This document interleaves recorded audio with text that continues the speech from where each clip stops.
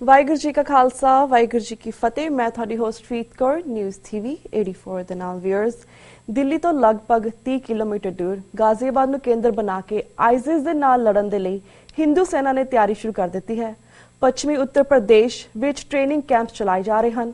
ਪੱਛਮੀ ਯੂਪੀ ਗ੍ਰਾਮੀਣ ਇਲਾਕਿਆਂ ਦੇ ਵਿੱਚ ਲਗਭਗ 50 ਟ੍ਰੇਨਿੰਗ ਕੈਂਪਸ ਹਨ। ਵਿਊਅਰਸ ਸੁਣਨ ਦੇ ਵਿੱਚ ਆਇਆ ਹੈ ਕਿ ਇਨ੍ਹਾਂ ਟ੍ਰੇਨਿੰਗ ਕੈਂਪਸ ਅਤੇ ਅਭਿਆਨ ਦੇ ਨਾਲ ਲਗਭਗ 3 ਲੱਖ ਦੇ ਕਰੀਬ ਲੋਕ ਜੁੜ ਚੁੱਕੇ ਹਨ, ਜਿਨ੍ਹਾਂ ਵਿੱਚ ਬੱਚਿਆਂ ਤੋਂ ਲੈ ਕੇ 30 ਤੋਂ 35 ਸਾਲ ਦੇ ਲੋਕ ਹਨ। ਇਨ੍ਹਾਂ ਟ੍ਰੇਨਿੰਗ ਕੈਂਪਸ ਦੇ ਅੰਦਰ ਆਈਸਿਸ ਨਾਲ ਲੜਨ ਦੇ ਲਈ ਡੰਡਿਆਂ, ਤਲਵਾਰਾਂ, ਤੀਰ ਕਮਾਨ ਅਤੇ ਹੋਰ ਮਾਰੂ ਹਥਿਆਰਾਂ ਦੀ ਟ੍ਰੇਨਿੰਗ ਦਿੱਤੀ ਜਾਂਦੀ ਹੈ। ਇਨ੍ਹਾਂ ਕੈਂਪਸ ਦੇ ਵਿੱਚ ਸਿਰਫ ਹਿੰਦੂ ਬੱਚੇ ਹੀ ਟ੍ਰੇਨਿੰਗ ਲੈ ਸਕਦੇ ਹਨ, ਮੁਸਲਮਾਨਾਂ ਨੂੰ ਐਂਟਰ ਹੋਣ ਦੀ ਇਜਾਜ਼ਤ ਨਹੀਂ ਹੈ। ਸੋ ਵਿਊਅਰਸ, ਕੀ ਇਹ ਤਿਆਰੀਆਂ ਸੱਚਮੁੱਚ ਆਈਸਿਸ ਦੇ ਨਾਲ ਲੜਨ ਦੇ ਲਈ ਹੋ ਰਹੀਆਂ ਹਨ ਜਾਂ ਫਿਰ ਇਸ ਪਿੱਛੇ ਛੋਟੀ ਉਮਰ ਦੇ ਬੱਚਿਆਂ ਨੂੰ ਬ੍ਰੇਨ ਵਾਸ਼ ਕਰਕੇ ਧਾਰਮਿਕ ਸੈਨਾ ਬਣਾਉਣ ਦੀ ਤਿਆਰੀ ਹੋ ਰਹੀ ਹੈ? ਅੱਜ ਅਸੀਂ ਇਸ ਵਿਸ਼ੇ ਤੇ ਵਿਚਾਰ ਲਵਾਂਗੇ, ਗੱਲਬਾਤ ਕਰਾਂਗੇ ਸਿੱਖ ਸਕਾਲਰ ਤੇ ਲਿਖਾਰੀ ਡਾਕਟਰ ਗੁਰਦਰਸ਼ਨ ਸਿੰਘ ਢਿੱਲੋਂ ਜੀ ਨਾਲ, ਜਿਹੜੇ ਕਿ ਇਸ ਵੇਲੇ ਸਾਨਾ ਚੰਡੀਗੜ੍ਹ ਤੋਂ ਫੋਨ ਲਾਈਨ ਤੇ ਜੁੜ ਚੁੱਕੇ ਨੇ। ਜੀ ਵੀਰ ਜੀ, ਵਾਹਿਗੁਰੂ ਜੀ ਕਾ ਖਾਲਸਾ ਵਾਹਿਗੁਰੂ ਜੀ ਕੀ ਫਤਿਹ। ਵਾਹਿਗੁਰੂ ਜੀ ਕਾ ਖਾਲਸਾ ਵਾਹਿਗੁਰੂ ਜੀ ਕੀ ਫਤਿਹ। ਭੈਣ ਜੀ, ਤੁਹਾਡੇ ਸਰੋਤਿਆਂ ਨੂੰ ਵੀ ਮੈਂ ਬੜੀ ਸਤਿਕਾਰ ਨਾਲ ਵਾਹਿਗੁਰੂ ਜੀ ਕਾ ਖਾਲਸਾ ਵਾਹਿਗੁਰੂ ਜੀ ਕੀ ਫਤਿਹ। ਜੀ ਵੀਰ ਜੀ, ਸਭ ਤੋਂ ਪਹਿਲਾਂ ਤਾਂ ਅਸੀਂ ਇਸੇ ਵਿਸ਼ੇ ਤੇ ਗੱਲਬਾਤ ਕਰਾਂਗੇ। ਜਿਸ ਤਰ੍ਹਾਂ ਹਿੰਦੂ ਸੈਨਾ ਜਿਹੜੀਆਂ ਤਿਆਰੀਆਂ ਸ਼ੁਰੂ ਕਰ ਦਿੱਤੀਆਂ ਨੇ, ਟ੍ਰੇਨਿੰਗ ਕੈਂਪ ਸ਼ੁਰੂ ਕਰ ਦਿੱਤੇ ਨੇ, ਬੱਚਿਆਂ ਨੂੰ ਬ੍ਰੇਨ ਵਾਸ਼ ਕਰ ਰਹੇ ਨੇ, ਤੁਸੀਂ ਇਸ ਸਭ ਨੂੰ ਕਿਵੇਂ ਵੇਖਦੇ ਹੋ? ਇਹ ਬੜਾ ਖਤਰਨਾਕ ਤੇ ਭਿਆਨਕ ਜਿਹੜਾ ਹੈ ਜੀ ਸਿਚੁਏਸ਼ਨ ਹੈ ਜੀ। ਇਹ ਟਾਈਮਜ਼ ਆਫ ਇੰਡੀਆ ਦੇ ਵਿੱਚ 20 ਤਰੀਕ ਨੂੰ ਫਰੰਟ ਪੇਜ ਤੇ ਸੱਜੇ ਪਾਸੇ ਬਹੁਤ ਵੱਡੀ ਖਬਰ ਲੱਗ ਕੇ 8ਵੇਂ ਪੇਜ ਤੇ ਖਬਰ ਲੱਗੀ ਹੋਈ ਸੀ ਜੀ, ਔਰ 8ਵਾਂ ਪੇਜ ਤਕਰੀਬਨ ਅੱਧਾ ਇਸੇ ਗੱਲ ਦੀ ਡਿਟੇਲ ਦੇ ਨਾਲ ਭਰਿਆ ਹੋਇਆ ਸੀ ਜੀ। 8 ਸਾਲ ਦੇ ਬੱਚਿਆਂ ਨੂੰ ਉਹ ਰਿਕਰੂਟ ਕਰਦੇ ਆ ਹਾਂਜੀ, ਔਰ ਪਹਿਲਾਂ ਤਾਂ ਉਹਨਾਂ ਦੀ ਬ੍ਰੇਨ ਵਾਸ਼ਿੰਗ ਕਰਦੇ ਆ ਕਿ ਉਹਨਾਂ ਨੂੰ ਦੱਸਦੇ ਆ ਵੀ ਹਿੰਦੂ ਧਰਮ ਕੀ ਆ ਔਰ ਹਿੰਦੂ ਧਰਮ ਦੀ ਜਿਹੜੀ ਸੁਪੀਰੀਅਰਿਟੀ ਆ, ਔਰ ਸਭ ਤੋਂ ਵੱਡੀ ਗੱਲ ਕਹਿੰਦੇ ਆ ਵੀ ਹਿੰਦੂ ਧਰਮ ਦੇ ਵਿੱਚ ਟ੍ਰਾਂਸਮਾਈਗ੍ਰੇਸ਼ਨ ਆਫ ਸੋਲ ਹੈ ਜੀ। ਤੁਸੀਂ ਮਰਦੇ ਹੋ, ਮਰਨ ਦੇ ਨਾਲ ਤੁਸੀਂ ਦੂਸਰਾ ਜਨਮ ਵੀ ਲੈਂਦੇ ਹੋ ਜੀ। ਇਸ ਕਰਕੇ ਮਰਨ ਤੋਂ ਤੁਹਾਨੂੰ ਡਰਨਾ ਨਹੀਂ ਚਾਹੀਦਾ, ਔਰ ਦੂਸਰਾ ਜਨਮ ਤੁਹਾਡਾ ਹੋਏਗਾ, ਬਿਹਤਰ ਜਨਮ ਹੋਏਗਾ।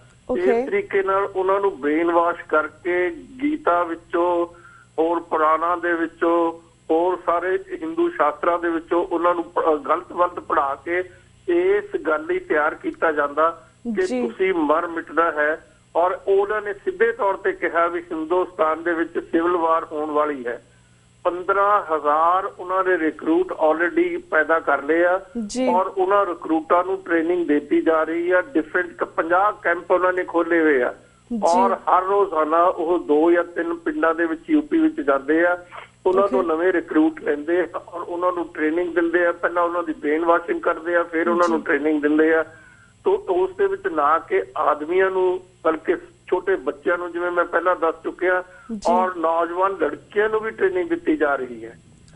ਇਸ ਕਿਸਮ ਦੀ ਭਿਆਨਕ ਸਿਚੁਏਸ਼ਨ ਹਿੰਦੁਸਤਾਨ ਦੇ ਵਿੱਚ ਹਿੰਦੁਸਤਾਨ ਦੀ ਸਰਕਾਰ ਦੇ ਹੇਠਾਂ ਹੋ ਰਹੀ ਆ, ਔਰ ਉਹ ਇੱਥੋਂ ਤੱਕ ਚਲੇ ਗਏ ਆ।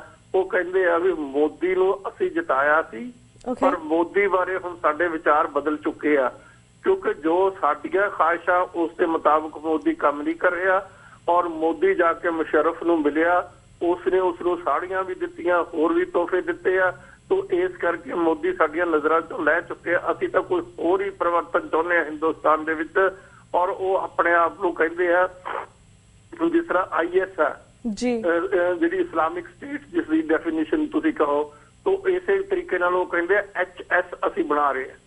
HS ਤੋਂ ਮਤਲਬ ਆ ਹਿੰਦੂ ਸਟੇਟ ਟੋਟਲੀ। ਔਰ ਉਹ ਇਸ ਕਰਕੇ ਇੰਨੇ ਮਤਲਬ ਇਨਟੋਲਰੈਂਟ ਆ।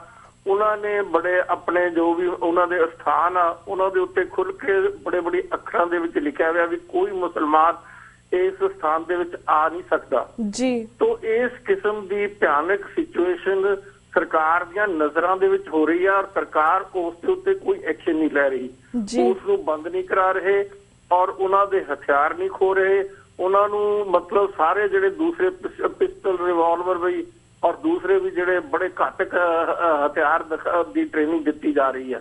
ਤੋਂ ਇਹ ਬੜੀ ਹੀ ਮਤਲਬ ਫਿਕਰ ਵਾਲੀ ਗੱਲ ਆ, ਬੜੀ ਹੀ ਮਤਲਬ ਚਿੰਤਾ ਵਾਲੀ ਗੱਲ ਆ, ਖਾਸ ਤੌਰ ਦੇ ਉੱਤੇ ਘੱਟ ਗਿਣਤੀਆਂ ਨੂੰ ਜੀ। ਬਿਲਕੁਲ, ਜਿਹਦੇ ਵਿੱਚ ਮੁਸਲਮਾਨ ਵੀ ਆ, ਜਿਹਦੇ ਵਿੱਚ ਸਿੱਖ ਵੀ ਆ, ਈਸਾਈ ਵੀ ਆ, ਹੋਰ ਵੀ ਹੈਗੇ ਜਿਹੜੇ। ਤੋਂ ਇਸ ਕਿਸਮ ਦੀ ਸਿਚੁਏਸ਼ਨ ਦੇ ਵਿੱਚ ਜਿਹੜੀ ਸਰਕਾਰ ਦੀ ਇੱਕ ਡਿਊਟੀ ਬਣਦੀ ਆ ਕਿ ਉਹ ਇਸ ਕਿਸਮ ਦੀ ਹਥਿਆਰਬੰਦ ਸੈਨਾ ਦੇ ਉੱਤੇ ਰੋਕ ਲਾਵੇ ਔਰ ਉਹਨਾਂ ਨੂੰ ਇਸ ਗੱਲ ਦੇ ਲਈ ਹੌਲ ਅਪ ਕਰਕੇ ਉਹਨਾਂ ਦੇ ਉੱਤੇ ਕੇਸ ਰਜਿਸਟਰ ਕੀਤਾ ਜਾਵੇ। ਲੇਕਿਨ ਉਹ ਬਗੈਰ ਕਿਸੇ ਡਰ ਤੋਂ, ਬਗੈਰ ਕਿਸੇ ਸਰਕਾਰ ਦੇ ਇਸ ਕਿਸਮ ਦੀ ਭੈ ਤੋਂ ਆਪਣੇ ਖੁੱਲੇ ਤੌਰ ਦੇ ਉੱਤੇ ਟ੍ਰੇਨਿੰਗ ਹਥਿਆਰਾਂ ਦੀ ਦੇ ਰਹੇ ਆ। ਤੋ ਇਹ ਗੱਲ ਬੜੀ ਫਿਕਰ ਵਾਲੀ ਆ, ਬੜੀ ਚਿੰਤਾ ਵਾਲੀ ਆ, ਖਾਸ ਤੌਰ ਤੇ ਘੱਟ ਗਿਣਤੀਆਂ ਨੂੰ। ਜਿਸ ਤਰ੍ਹਾਂ ਮੈਂ ਪਿੱਛੇ ਜੇ ਵੀ ਇੱਕ ਆਰਟੀਕਲ ਲਿਖਿਆ ਸੀ, RSS ਨੇ ਖੁੱਲੇ ਤੌਰ ਦੇ ਉੱਤੇ 85 ਲੱਖ ਰੁਪਈਆ ਇੱਕ ਚਰਨਜੀਤ ਸਿੰਘ ਸਿੱਖ ਆ ਉਸ ਨੂੰ ਉਸ ਦੇ 85ਵੇਂ ਬਰਥਡੇ ਤੇ ਦਿੱਤਾ, ਕਿਉਂਕਿ ਉਸ ਸਿੱਖ ਨੇ RSS ਦੀ ਬਹੁਤ ਸੇਵਾ ਕੀਤੀ। ਤੋ ਇਸ ਕਿਸਮ ਦੀਆਂ ਹਰਕਤਾਂ, ਇਸ ਕਿਸਮ ਦੀਆਂ ਖਬਰਾਂ ਰੋਜ਼ਾਨਾ ਇੱਥੇ ਅਖਬਾਰਾਂ ਵਿੱਚ ਆਉਂਦੀਆਂ ਔਰ ਉਹ ਪੈਪੀਟ ਕਰ ਦਿੰਦੀਆਂ, ਖਾਸ ਤੌਰ ਤੇ ਘੱਟ ਗਿਣਤੀਆਂ ਨੂੰ, ਜਿਨ੍ਹਾਂ ਵਿੱਚ ਮੁਸਲਮਾਨ ਵੀ ਆ, ਸਿੱਖ ਵੀ ਆ, ਈਸਾਈ ਵੀ ਆ ਤੇ ਹੋਰ ਵੀ ਹੈਗੇ। ਜੀ ਬਿਲਕੁਲ। ਤੇ ਵੀਰ ਜੀ ਤੁਸੀਂ ਜਿਹੜੀ ਇਹ ਸਿਚੁਏਸ਼ਨ ਸੀਗੀ, ਤੁਸੀਂ ਇਹਦਾ ਓਵਰਆਲ ਸਾਨੂੰ ਵੇਰਵਾ ਦਿੱਤਾ, ਪਰ ਜਿਸ ਤਰ੍ਹਾਂ ਇਸ ਸਿਚੁਏਸ਼ਨ ਅਸੀਂ ਸਿੱਖ ਨੁਕਤਾ ਨਿਗਾਹ ਤੋਂ ਵੀ ਦੇਖਣਾ ਚਾਹਾਂਗੇ, ਹੋਰ ਗਹਿਰਾਈ 'ਚ ਜਾਣਾ ਚਾਹਾਂਗੇ। ਜਿਸ ਤਰ੍ਹਾਂ ਅਸੀਂ ਗੱਲ ਕੀਤੀ ਕਿ ਘੱਟ ਗਿਣਤੀਆਂ ਨੂੰ ਵੀ ਇਸ ਚੀਜ਼ ਤੋਂ ਅਵੇਅਰ ਹੋਣਾ ਚਾਹੀਦਾ, ਪਰ ਜਿਸ ਤਰ੍ਹਾਂ RSS ਟ੍ਰੇਨਿੰਗ ਕੈਂਪਸ ਨਕਲੀ ਸਿੱਖ ਤਿਆਰ ਕਰ ਰਹੀ ਹੈ, ਆਲਸੋ ਜਿਸ ਤਰ੍ਹਾਂ RSS ਨੇ ਜਾਂ ਮੋਦੀ ਜਦੋਂ ਪਾਵਰ ਦੇ ਵਿੱਚ ਆਇਆ ਸੀ, ਇਹਨੇ ਕਿਹਾ ਸੀਗਾ ਕਿ 2020 ਦੇ ਵਿੱਚ ਜਾਂ 22 ਦੇ ਵਿੱਚ ਅਸੀਂ ਪੂਰਾ ਭਾਰਤ ਜਿਹੜਾ ਹਿੰਦੂਵਾਦ ਬਣਾ ਦਾਂਗੇ, ਹਿੰਦੂ ਕੰਟਰੀ ਬਣਾ ਦਾਂਗੇ। ਤੁਹਾਨੂੰ ਲੱਗਦਾ ਹੈ ਕਿ ਇਹ ਉਸ ਚੀਜ਼ ਦੀਆਂ ਤਿਆਰੀਆਂ ਹੋ ਰਹੀਆਂ ਨੇ? ਬਿਕੋਜ਼ ਇਹਨਾਂ ਨੇ ਵੀ ਕਿਹਾ ਕਿ ਅਸੀਂ ਆਈਸਿਸ ਦੇ ਨਾਲ 2012 ਦੇ ਵਿੱਚ 2020 ਦੇ ਵਿੱਚ ਅਸੀਂ ਲੜਾਈ ਕਰਨ ਜਾਵਾਂਗੇ ਜਾਂ ਤਿਆਰੀ ਕਰਨ। ਤੁਹਾਨੂੰ ਲੱਗਦਾ ਕਿ ਓਵਰਆਲ ਇਟਸ ਵੈਰੀ ਸਿਮਿਲਰ ਕਿ ਜੋ ਇਹਨਾਂ ਨੇ ਪਹਿਲਾਂ ਬਿਆਨ ਦਿੱਤੇ ਸੀ ਕਿ ਭਾਰਤ ਨੂੰ ਇਹ ਹਿੰਦੂਵਾਦ ਬਣਾਉਣਗੇ, ਤੁਹਾਨੂੰ ਲੱਗਦਾ ਕਿ this is trying to convert people or trying to manipulate people? ਹਾਂ ਜੀ, ਦੇਖੋ ਇਹਨਾਂ ਦੇ ਦੋ ਤਿੰਨ ਮੈਥਡਸ ਆ। ਪਹਿਲਾ ਤਾਂ ਪਰਸੂਏਸ਼ਨ ਨਾਲ ਉਹਨਾਂ ਨੂੰ ਕਹਿੰਦੇ ਆ ਵੀ ਤੁਸੀਂ ਉਹਨਾਂ ਦੇ ਪ੍ਰਚਾਰ ਕਰਦੇ ਆ, ਪ੍ਰਚਾਰ ਦਾ ਮੀਡੀਅਮ ਅਡਾਪਟ ਕਰਦੇ ਆ। ਜੇ ਪ੍ਰਚਾਰ ਦੇ ਮੀਡੀਅਮ ਨਾਲ ਲੋਕ ਕਨਵਰਟ ਨਹੀਂ ਹੁੰਦੇ ਤਾਂ ਫਿਰ ਨੈਚੁਰਲੀ ਹਥਿਆਰਾਂ ਦੇ ਨਾਲ ਲੋਕਾਂ ਨੂੰ ਕਨਵਰਟ ਕਰ ਰਹੇ ਆ। ਤੋ ਇਸ ਤਰ੍ਹਾਂ ਦਾ ਮਤਲਬ ਡਰ ਦਾ ਐਟਮੋਸਫੀਅਰ ਪੈਦਾ ਕੀਤਾ ਜਾ ਰਿਹਾ ਸਾਰੇ ਮੁਲਕ ਦੇ ਵਿੱਚ ਕਿ ਜਿਹੜੀਆਂ ਘੱਟ ਗਿਣਤੀ ਜਿਨ੍ਹਾਂ ਵਿੱਚ ਵਿਚਾਰੇ ਸ਼ਡਿਊਲ ਕਾਸਟ ਵੀ ਆ। ਦੇਖੋ ਹੈਦਰਾਬਾਦ ਦੇ ਵਿੱਚ ਕਿੰਨੀ ਭਿਆਨਕ ਗੱਲ ਹੋਈ ਹੈ ਜੀ। ਬਿਲਕੁਲ 9 ਸ਼ਡਿਊਲ ਕਾਸਟ ਬੱਚਿਆਂ ਨੇ ਉੱਥੇ ਖੁਦਕੁਸ਼ੀ ਕੀਤੀ ਆ ਜੀ। ਹੁਣ ਜਿਹੜਾ ਇੱਕ ਮੁੰਡੇ ਨੇ ਖੁਦਕੁਸ਼ੀ ਕੀਤੀ ਆ ਉਸ ਤੇ ਬੜਾ ਵਾਵਰੋਲਾ ਉੱਠਿਆ ਹੋਇਆ ਸਾਰੇ ਹਿੰਦੁਸਤਾਨ ਦੇ ਵਿੱਚ। ਬਿਲਕੁਲ ਜਿੱਥੇ ਧਾਰਮਿਕ ਘੱਟ ਗਿਣਤੀਆਂ ਨੂੰ ਖਤਰਾ, ਉੱਥੇ ਖਾਸ ਤੌਰ ਦੇ ਉੱਤੇ ਜਿਹੜੇ ਸ਼ੂਦਰ ਜਮਾਤ ਆ ਹਿੰਦੂਆਂ ਦੇ ਵਿੱਚ ਉਹਨਾਂ ਨੂੰ ਵੀ ਖਤਰਾ ਬਹੁਤ ਭਾਰੀ ਪੈਦਾ ਹੋਇਆ ਹੋਇਆ ਹੈ ਔਰ ਉਹਨਾਂ ਨੂੰ ਵੀ ਟੋਲਰੇਟ ਨਹੀਂ ਕੀਤਾ ਜਾ ਰਿਹਾ। ਉੱਥੇ ਕਾਸਟ ਵਾਰ ਚੱਲ ਰਹੀ ਹੈ, ਜਿਹੜੇ ਸ਼ੂਦਰ ਹੈਗੇ ਉਹਨਾਂ ਦੇ ਉੱਤੇ ਵਾਰ ਕੀਤਾ ਜਾ ਰਿਹਾ ਔਰ ਉਹਨਾਂ ਨੂੰ ਮਤਲਬ ਉਹ ਮਜਬੂਰ ਕੀਤਾ ਜਾ ਰਿਹਾ ਕਿ ਉਹ ਖੁਦਕੁਸ਼ੀਆਂ ਕਰ ਲੈਣ ਔਰ ਉਹਨਾਂ ਦੀ ਦਰਜਨਾਂ ਦੇ ਵਿੱਚ ਵਿਚਾਰੇ ਬੱਚਿਆਂ ਨੇ ਉਹਨਾਂ ਨੇ ਖੁਦਕੁਸ਼ੀਆਂ ਕਰ ਲਈਆਂ। ਇਸ ਕਿਸਮ ਦੇ ਔਰ ਜਿਹੜਾ ਲਾ ਐਂਡ ਆਰਡਰ ਜਦੋਂ ਉਸ ਦੀ ਗੱਲ ਆਉਂਦੀ ਆ ਤਾਂ ਬਲਕਿ ਉਹਨਾਂ ਦੇ ਉੱਤੇ ਹੀ ਕੇਸ ਰਜਿਸਟਰ ਕੀਤੇ ਜਾਂਦੇ ਆ ਜਿਹੜੇ ਵਿਚਾਰੇ ਸਫਰ ਕਰਦੇ ਆ ਇਸ ਕਿਸਮ ਦੀਆਂ ਜ਼ਾਤੀਆਂ ਨੂੰ, ਜਿਹੜੀ ਹਿੰਦੂ ਮੈਜੋਰਟੀ ਦੀਆਂ ਜ਼ਾਤੀਆਂ। ਤੋ ਇਸ ਕਿਸਮ ਦੀ ਭਿਆਨਕ ਸਿਚੁਏਸ਼ਨ ਦੇ ਵਿੱਚ ਪੰਜਾਬ ਦੇ ਵਿੱਚ ਵੀ ਬੜੀ RSS ਨੇ ਬਹੁਤ ਵੱਡੇ ਜਾਲ ਫੈਲਾਏ ਹੋਏ ਆ।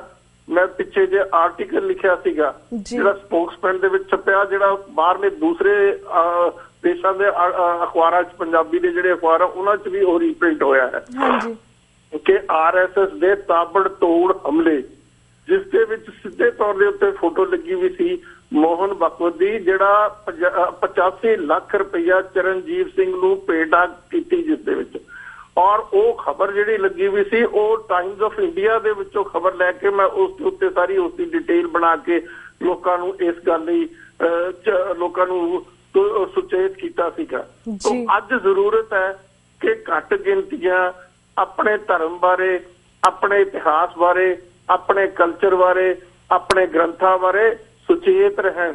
ਉਹ ਇਹਨਾਂ ਦੇ ਕਿਸੇ ਵੀ ਗਲਵੇ ਦੇ ਵਿੱਚ ਨਾ ਆਉਣ ਔਰ ਉਹ ਆਪਣੇ ਧਰਮ ਦੇ ਨਾਲ ਸੱਚੇ ਸੁੱਚੇ ਤਰੀਕੇ ਨਾਲ ਜੁੜੇ ਰਹਿਣ। ਇਹੀ ਸਾਡੀ ਬੇਨਤੀ ਹੈ, ਇਹੀ ਸਾਡਾ ਲੋਕਾਂ ਨੂੰ ਕਹਿਣਾ ਹੈਗਾ। ਤੋ ਇਹਨਾਂ ਦੇ ਕਿਸੇ ਵੀ ਗਲਵੇ ਦੇ ਵਿੱਚ ਆ ਕੇ ਆਪਣਾ ਕੋਈ ਧਰਮ ਪਰਿਵਰਤਨ ਨਾ ਕਰਨ। ਪਰ ਪੰਜਾਬ ਦੇ ਵਿੱਚ ਖਾਸ ਤੌਰ ਤੇ ਸਿੱਖਾਂ ਦੇ ਵਿੱਚ ਸਭ ਤੋਂ ਵੱਡੀ ਜਿਹੜੀ ਤਰਾਸਦੀ ਸਾਡੀ ਹੈ ਕਿ ਸਾਡਾ ਚੀਫ ਮਿਨਿਸਟਰ ਹੀ ਇਹਨਾਂ ਦੇ ਜਿਹੜਾ ਪੰਜਾਬ ਦਾ ਚੀਫ ਮਿਨਿਸਟਰ ਆ ਔਰ ਜਿਹੜੀ ਪੰਜਾਬ ਦੀ ਅਕਾਲੀ ਦਲ ਪਾਰਟੀ ਸ਼੍ਰੋਮਣੀ ਅਕਾਲੀ ਦਲ ਹੈ ਉਹੀ ਇਹਨਾਂ ਦੇ ਇਨਫਲੂਐਂਸ ਦੇ ਵਿੱਚ ਆ ਚੁੱਕਿਆ ਪੂਰੇ ਤਰੀਕੇ ਨਾਲ। ਜੋ ਇਹ ਗੱਲਾਂ ਚਾਹੁੰਦੇ ਆ ਉਹੀ ਗੱਲਾਂ ਕੀਤੀਆਂ ਜਾ ਰਹੀਆਂ ਜੀ।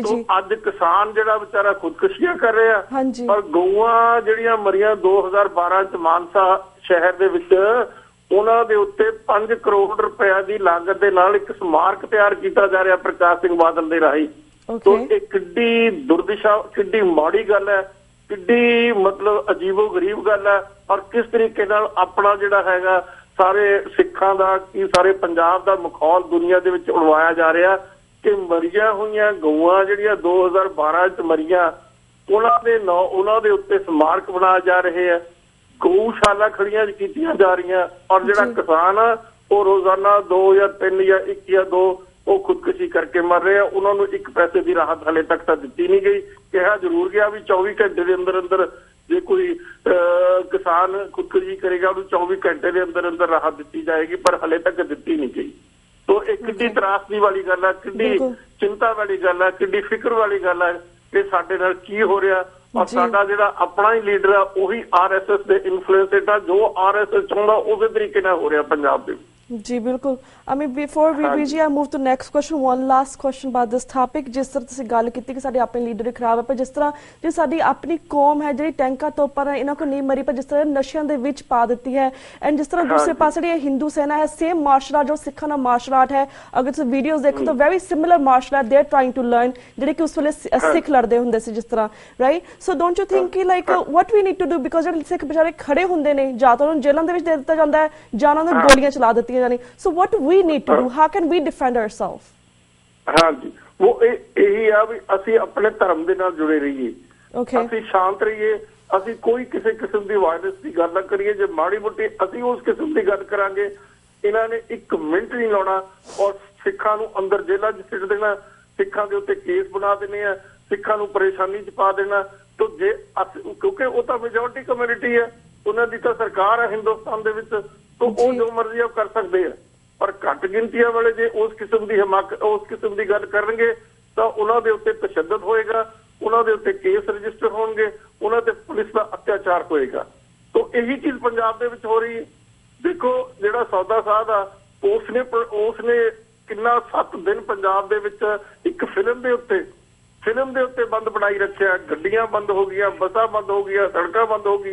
लेकिन जदों सिखां ने प्रोटेस्ट किया, श्री गुरु ग्रंथ साहब के अंगां की बेअदबी के उत्ते पीसफुल प्रोटेस्ट किया, 2 सिख शहीद कर दिते प्रकाश सिंह बादल की पुलिस ने।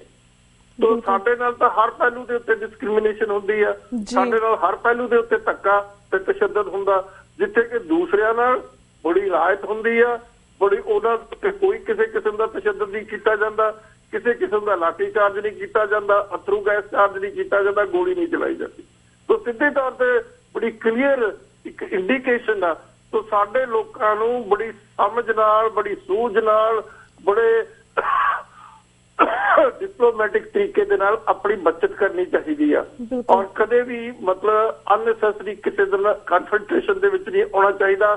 टोटली पीसफुल प्रोटेस्ट करना चाहिदा और अपना प्रोटेस्ट जरूर चाहिदा। अपने आप नूं सुचेत होना चाहिदा, अपने आप नूं समझ लेना चाहिदा कि असीं किस सिचुएशन च इस मुल्क दे विच एग्जिस्ट कर रहे हैं। ते साडा मुल्क नहीं है, साडी स्टेप मदर इन लॉ में कहा करदा और मैं लिखा भी है। तो इस करके इस सिचुएशन च रहण लई घट गिनतियां नूं बहुत सुचेत होने की जरूरत है, खास तौर दे उत्ते सिखां नूं। बिल्कुल बिल्कुल वीजी थैंक यू सो मच कि तुसी पूरा वेरवा इस विषय के उपर दिता। हुण असीं अपने नैक्सट टॉपिक के उपर भी तुहाडे विचार लेना चाहांगे। जिस तरह श्रोमणी कमेटी दी इंस्टीट्यूट जिस विच मैडिकल कॉलेजेस ने, इंजीनियरिंग कॉलेजेस ने, डेंटल कॉलेजेस ने, इन्हां ते जिहड़ा पिछले दिनी हाई कोर्ट ने जिहड़ा सवालिया निशान खड़ा कर दिता सी, इस बारे तुसी अपने की व्यूज रखते हो? देखो हाई कोर्ट ने इन्हां नूं इह कहा भी ये माइनॉरिटी इंस्टीट्यूशनस नहीं हो सकदे जी पंजाब दे विच, क्योंकि इत्थे सिख मेजोरिटी विच आ। ये बिल्कुल बेबुनियादा डिसीजन आ। मैं थोड़े राही थोड़े ਸਰੋਤਿਆਂ ਨੂੰ ਇਹ ਦੱਸਣਾ ਚਾਹੁੰਦਾ ਕਿ ਸਾਡੇ ਜਿਹੜੀ ਸਿੱਖ ਕਮਿਊਨਿਟੀ ਆ ਉਸ ਦੇ ਨਾਲ ਕਦੇ ਵੀ ਜੁਡੀਸ਼ਰੀ ਤੋਂ ਇਨਸਾਫ ਨਹੀਂ ਮਿਲਿਆ। ਨਵੰਬਰ 84 ਦੇ ਵਿੱਚ ਕਿਤਨਾ ਕਤਲੋਗਾਰਦ ਹੋਇਆ ਦਿੱਲੀ ਦੇ ਵਿੱਚ, ਬਿਲਕੁਲ, ਔਰ ਦੂਸਰੇ ਹਿੰਦੁਸਤਾਨ ਦੇ ਸ਼ਹਿਰਾਂ ਦੇ ਵਿੱਚ ਵੀ। ਦਿੱਲੀ ਦੇ ਵਿੱਚ ਤਾਂ ਦਿੱਲੀ ਹਾਈ ਕੋਰਟ ਵੀ ਸੀਗਾ, ਦਿੱਲੀ ਦੇ ਵਿੱਚ ਸੁਪਰੀਮ ਕੋਰਟ ਵੀ ਬੈਠਾ ਸੀ। ਕੋਈ ਇੱਕ ਪ੍ਰੋਵੀਜ਼ਨ ਹੈਗੀ ਆ ਹਾਈ ਕੋਰਟ ਸੁਪਰੀਮ ਕੋਰਟ ਦੇ ਕੋਲ ਕਿ ਉਹ ਕਿਸੇ ਵੀ ਇਵੈਂਟ ਦਾ ਸੂ ਮੋਟੋ ਨੋਟਿਸ ਲੈ ਕੇ ਉਸ ਦੇ ਉੱਤੇ ਐਕਸ਼ਨ ਲੈ ਸਕਦੀ ਹੈ ਔਰ ਡਾਇਰੈਕਸ਼ਨ ਦੇ ਸਕਦੀ ਹੈ ਸਰਕਾਰ ਨੂੰ ਵੀ ਤੁਸੀਂ ਇਸ ਦੇ ਉੱਤੇ ਇਹ ਕੰਮ ਕਰੋ ਔਰ ਫਲਾਹ ਬੰਦਿਆਂ ਨੂੰ ਪਕੜੋ ਔਰ ਲਾ ਐਂਡ ਆਰਡਰ ਨੂੰ ਰਿਸਟੋਰ ਕਰੋ ਜੀ। ਲੇਕਿਨ 84 ਨਵੰਬਰ ਦੇ ਵਿੱਚ ਹਜ਼ਾਰਾਂ ਦੀ ਤਾਦਾਦ ਦੇ ਵਿੱਚ ਬੇਗੁਨਾਹ ਸਿੱਖ ਬੱਚੇ, ਬੁੱਢੇ, ਔਰਤਾਂ, ਉਹਨਾਂ ਨੂੰ ਬੁਰੀ ਤਰ੍ਹਾਂ ਬੇਰਹਿਮੀ ਦੇ ਨਾਲ ਕਤਲੋਗਾਰਤ ਕੀਤਾ ਗਿਆ, ਸਾੜਿਆ ਗਿਆ, ਗੁਰਦੁਆਰਿਆਂ ਨੂੰ ਸਾੜਿਆ ਗਿਆ, ਗੁਰੂ ਗ੍ਰੰਥ ਸਾਹਿਬ ਦੀ ਬੇਅਦਬੀ ਹੋਈ। ਲੇਕਿਨ ਇੱਕ ਵੀ ਹਾਈ ਕੋਰਟ ਜਾਂ ਸੁਪਰੀਮ ਕੋਰਟ ਦੇ ਜੱਜ ਨੇ ਉਸ ਦੇ ਉੱਤੇ ਨੋਟਿਸ ਲੈ ਕੇ ਸਰਕਾਰ ਨੂੰ ਡਾਇਰੈਕਸ਼ਨ ਨਹੀਂ ਦਿੱਤੀ। ਇੱਕ ਰਾਜਿੰਦਰ ਸੱਚਰ ਦਾ ਇੱਕ ਆਰਟੀਕਲ ਸੀ ਜਿਹੜਾ ਮੈਂ ਆਪਣੀਆਂ ਕਿਤਾਬਾਂ ਦੇ ਵਿੱਚ ਕੋਟ ਕੀਤਾ ਹੋਇਆ, ਉਸ ਨੇ ਕਿਹਾ ਕਿ ਜਦੋਂ ਮੈਨੂੰ ਪਤਾ ਲੱਗਿਆ ਵੀ ਇਸ ਕਿਸਮ ਦਾ ਹੋ ਰਿਹਾ ਕਤਲੋਗਾਰਤ ਦਿੱਲੀ ਦੇ ਵਿੱਚ, ਤਾਂ ਮੈਂ ਡਾਇਰੈਕਸ਼ਨ ਦਿੱਤੀ ਸਰਕਾਰ ਨੂੰ। ਲੇਕਿਨ ਉਸੇ ਦਿਨ ਮੇਰੇ ਰੋਸਟਰ ਬਦਲ ਕੇ ਉਹ ਸਾਰੇ ਦਾ ਸਾਰਾ ਕੇਸ ਕਿਸੇ ਹੋਰ ਨੂੰ ਦੇ ਦਿੱਤਾ ਗਿਆ ਔਰ ਉਸ ਜੱਜ ਨੇ ਉਸ ਨੂੰ ਰਫਾ ਦਫਾ ਕਰ ਦਿੱਤਾ ਜੀ। ਤੋਂ ਕਹਿਣ ਵਾਲੀ ਗੱਲ ਇਹ ਆ ਕਿ ਸਿੱਖਾਂ ਨਾਲ ਹਰ ਪਹਿਲੂ ਦੇ ਉੱਤੇ ਡਿਸਕ੍ਰਿਮੀਨੇਸ਼ਨ ਹੋ ਰਹੀ ਆ। ਸਿੱਖਾਂ ਦੇ ਨਾਲ ਚਾਹੇ ਉਹ ਸਰਕਾਰ ਹੋਵੇ, ਚਾਹੇ ਉਹ ਲੈਜਿਸਲੇਚਰ ਹੋਵੇ, ਚਾਹੇ ਉਹ ਦੂਸਰੇ ਪਾਸੇ ਕੀ ਕਹਿੰਦੇ ਹੁੰਦੇ ਜੁਡੀਸ਼ਰੀ ਹੋਵੇ, ਉਹਨਾਂ ਨੂੰ ਸਹੀ ਢੰਗ ਦੇ ਨਾਲ ਕਦੇ ਵੀ ਇਨਸਾਫ ਇਸ ਸਿਸਟਮ ਦੇ ਵਿੱਚ ਮਿਲ ਨਹੀਂ ਸਕਦਾ ਔਰ ਇਹ ਸਿੱਖਾਂ ਨੂੰ ਇਸ ਬਾਰੇ ਸੁਚੇਤ ਹੋਣ ਦੀ ਜ਼ਰੂਰਤ ਹੈ। ਤੋਂ ਇਹ ਜੋ ਕੁਛ ਹਾਈ ਕੋਰਟ ਨੇ ਕੀਤਾ ਬਿਲਕੁਲ ਗੈਰ ਵਿਧਾਨਿਕ, ਅਨਕਨਸਟੀਟਿਊਸ਼ਨਲ ਹੈ। ਜੇ ਸਿੱਖਾਂ ਨੂੰ ਪੰਜਾਬ ਦੇ ਵਿੱਚ ਇਸ ਤਰ੍ਹਾਂ ਕੀਤਾ ਜਾ ਰਿਹਾ ਤਾਂ ਜੰਮੂ ਕਸ਼ਮੀਰ ਦੇ ਮੁਸਲਮਾਨਾਂ ਨੂੰ ਕਿਉਂ ਨਹੀਂ ਕੀਤਾ ਜਾ ਰਿਹਾ? ਦੂਸਰੇ ਪਾਸੇ ਕਈ ਏਰੀਆ ਦੇ ਵਿੱਚ ਕ੍ਰਿਸਚਨ ਮੈਜੋਰਟੀ ਦੇ ਵਿੱਚ ਹੈਗੇ, ਨਾਰਥ ਈਸਟ ਦੇ ਵਿੱਚ ਤੋਂ ਕਈ ਜਗ੍ਹਾ ਮੁਸਲਮਾਨ ਮੈਜੋਰਟੀ ਦੇ ਵਿੱਚ ਹੈ। ਇਹ ਇੱਕ ਬਹੁਤ ਹੀ ਮੰਦਭਾਗਾ ਡਿਸੀਜਨ ਆ ਹਾਈ ਕੋਰਟ ਦਾ, ਜਿਸ ਦੇ ਉੱਤੇ ਸੁਪਰੀਮ ਕੋਰਟ ਦੇ ਵਿੱਚ ਸ਼੍ਰੋਮਣੀ ਗੁਰਦੁਆਰਾ ਪ੍ਰਬੰਧਕ ਕਮੇਟੀ ਨੂੰ ਵਧੀਆ ਤੋਂ ਵਧੀਆ ਵਕੀਲ ਕਰਕੇ ਇਨਸਾਫ ਲੈਣਾ ਚਾਹੀਦਾ ਜੀ। ਤੇ ਵੀ ਜਿਸ ਤਰ੍ਹਾਂ ਇੱਕ ਕਹਾਵਤ ਸੀਗੀ ਜਿਸ ਤਰ੍ਹਾਂ ਕਹਿੰਦੇ ਇੱਕ ਪਾਸੇ ਖੂਹ ਤੇ ਦੂਸਰੇ ਪਾਸੇ ਖਾਈ, ਕਿਉਂਕਿ ਇਸ ਸਿਚੁਏਸ਼ਨ ਦੇ ਵਿੱਚ ਵੀ ਇਹ ਕਹਾਵਤ ਕਾਫੀ ਲੱਗਦੀ ਪਈ। ਜਿਸ ਤਰ੍ਹਾਂ ਕਿਉਂਕਿ ਅਗਰ ਅਸੀਂ ਹਾਰ ਵੀ ਜਾਂਦੇ, ਅਗਰ ਇਹ ਕੇਸ ਸੁਪਰੀਮ ਕੋਰਟ ਤੱਕ ਜਾਂਦਾ, ਅਸੀਂ ਹਾਰ ਵੀ ਜਾਂਦੇ ਹਾਂ ਜਾਂ ਜਿੱਤ ਵੀ ਜਾਂਦੇ, ਦੋਨੇ ਪਾਸੇ ਅਸੀਂ ਹੀ ਹਾਰਦੇ ਹਾਂ, ਬਿਕੋਜ਼ ਅਗਰ ਅਸੀਂ ਜਿੱਤ ਜਾਂਦੇ ਹਾਂ, and then don't you think ਕਿ ਸ਼੍ਰੋਮਣੀ ਗੁਰਦੁਆਰਾ ਪ੍ਰਬੰਧਕ ਕਮੇਟੀ ਸੀਗੀ ਇਹ ਸਿਚੁਏਸ਼ਨ ਨੂੰ ਉਹ ਕਾਫੀ ਚੰਗੇ ਤਰੀਕੇ ਨਾਲ ਹੈਂਡਲ ਕਰ ਸਕਦੀ ਸੀ, ਜਿਸ ਤਰ੍ਹਾਂ ਹੁਣ ਉਹਨਾਂ ਕੋਲ ਹੋ ਨਹੀਂ ਰਿਹਾ ਇਸ ਬਾਰੇ ਕੁਝ ਵੀ? ਬਿਕੋਜ਼ ਅਗਰ ਬੱਚੀ ਨੇ, ਅਗਰ ਇਹਨਾਂ ਨੂੰ ਕੋਰਟ ਤੱਕ ਲੈ ਕੇ ਵੀ ਗਈ ਹੈ, 50% ਸਿੱਖ ਜਿਹੜੀ ਸੀਟਾਂ ਨੇ ਉਹ ਸਿੱਖਾਂ ਦੇ ਬੱਚਿਆਂ ਜਾਣੀਆਂ, ਜਿਹੜੀ ਬਾਕੀ ਦੇ 50% ਸੀਟਾਂ ਸੀਆਂ ਉਸ ਦੇ ਵਿੱਚ ਇਸ ਬੱਚੀ ਨੂੰ ਲੈ ਕੇ ਆ ਸਕਦੇ ਸੀ। ਪਰ ਤੁਹਾਨੂੰ ਲੱਗਦਾ ਹੈ ਕਿ SGPC ਜਿਹੜੇ ਇੰਸਟੀਚਿਊਟ ਜਿਹੜੇ ਚੱਲਦੇ ਪਏ ਨੇ ਉਹਨਾਂ ਦੇ ਥੱਲੇ ਇਹਨਾਂ ਦੇ ਵਿੱਚ ਸਿਰਫ ਸਿਫਾਰਸ਼ਾਂ ਦੇ ਨਾਲ ਹੀ ਸੀਟਾਂ ਮਿਲਦੀਆਂ ਨੇ ਕਿ ਜਿਹੜੇ ਆਮ ਬੱਚੇ ਨੇ ਉਹਨਾਂ ਨੂੰ ਵੀ ਸੀਟਾਂ ਮਿਲ ਜਾਂਦੀਆਂ, ਕਿਉਂਕਿ ਦੇ ਕੁਡ ਹੈਵ ਹੈਂਡਲਡ ਦਿਸ ਬੈਟਰ? ਬਿਲਕੁਲ ਤੁਸੀਂ ਠੀਕ ਕਹਿ ਰਹੇ ਹੋ। ਸ਼੍ਰੋਮਣੀ ਗੁਰਦੁਆਰਾ ਪ੍ਰਬੰਧਕ ਕਮੇਟੀ ਦੀ ਜਿਹੜੀ ਲੀਡਰਸ਼ਿਪ ਆ, ਬੇਈਮਾਨ ਲੀਡਰਸ਼ਿਪ ਆ ਜੀ, ਉਹ ਕਰਪਟ ਲੀਡਰਸ਼ਿਪ ਆ, ਉਹ ਡਿਸਹੋਨੈਸਟ ਲੀਡਰਸ਼ਿਪ ਆ। ਉਹ ਸਿੱਖੀ ਨੂੰ ਸਮਰਪਿਤ ਨਹੀਂ ਹੈਗੇ, ਉਹ ਪੰਜਾਬ ਨੂੰ ਸਮਰਪਿਤ ਨਹੀਂ ਹੈਗੇ, ਉਹ ਆਪਣੇ ਸਵਾਰਥਾਂ ਨੂੰ ਸਮਰਪਿਤ ਆ, ਆਪਣੇ ਰਿਸ਼ਤੇਦਾਰਾਂ ਨੂੰ ਸਮਰਪਿਤ ਆ, ਆਪਣੇ ਪਰਿਵਾਰਾਂ ਨੂੰ ਸਮਰਪਿਤ ਆ। ਜਿਸ ਤਰ੍ਹਾਂ ਦਾ ਆਚਾਰ ਪ੍ਰਕਾਸ਼ ਸਿੰਘ ਬਾਦਲ ਦਾ, ਉਸੇ ਕਿਸਮ ਦਾ ਆਚਾਰ ਜਿਹੜਾ ਹੈਗਾ ਉਹ ਅਵਤਾਰ ਸਿੰਘ ਮੱਕੜ ਦਾ ਹੈ। ਇਸ ਕਰਕੇ ਸਿੱਖਾਂ ਨੂੰ ਇਹਨਾਂ ਲੋਕਾਂ ਤੋਂ ਕੋਈ ਉਮੀਦ ਕਰਨ ਦੀ ਜ਼ਰੂਰਤ ਨਹੀਂ ਹੈ, ਕਿਉਂਕਿ ਇਹ ਸਿੱਖੀ ਨੂੰ ਸਮਰਪਿਤ ਨਹੀਂ, ਪੰਜਾਬ ਨੂੰ ਸਮਰਪਿਤ ਨਹੀਂ। ਜ਼ਰੂਰਤ ਇਹ ਹੈ ਕਿ ਪੰਜਾਬ ਦੇ ਗਰੀਬ ਜਿਹੜੇ ਸਿੱਖ ਆ ਉਹਨਾਂ ਨੂੰ ਉੱਥੇ ਸੀਟਾਂ ਮਿਲਣੀਆਂ ਚਾਹੀਦੀਆਂ, ਉਹਨਾਂ ਦੀ ਉੱਥੇ ਮਦਦ ਹੋਣੀ ਚਾਹੀਦੀ ਹੈ ਤਾਂ ਕਿ ਉਹ ਆਪਣਾ ਰੁਜ਼ਗਾਰ ਦੇ ਲਈ ਆਪਣੇ ਪੈਰਾਂ ਤੇ ਆਪ ਖੜੇ ਹੋ ਸਕਣ। ਲੇਕਿਨ ਬਦਕਿਸਮਤੀ ਇਹ ਆ ਕਿ ਉਸ ਦੇ ਵਿੱਚ ਸਿਫਾਰਸ਼ਾਂ ਦੇ ਨਾਲ, ਉਸ ਦੇ ਵਿੱਚ ਪੈਸੇ ਲੈ ਕੇ ਸੀਟਾਂ ਦਿੱਤੀਆਂ ਜਾਂਦੀਆਂ। ਤੋਂ ਇਹ ਬੜੀ ਮੰਦਭਾਗੀ ਗੱਲ ਆ। ਹੁਣ ਅਸੀਂ ਕੀ ਕਰ ਸਕਦੇ ਆ? ਅਸੀਂ ਇੱਕ ਹੈਲਪਲੈਸਨੈਸ ਦੀ ਸਿਚੁਏਸ਼ਨ ਦੇ ਵਿੱਚ ਇੱਥੇ ਖੜੇ ਆ।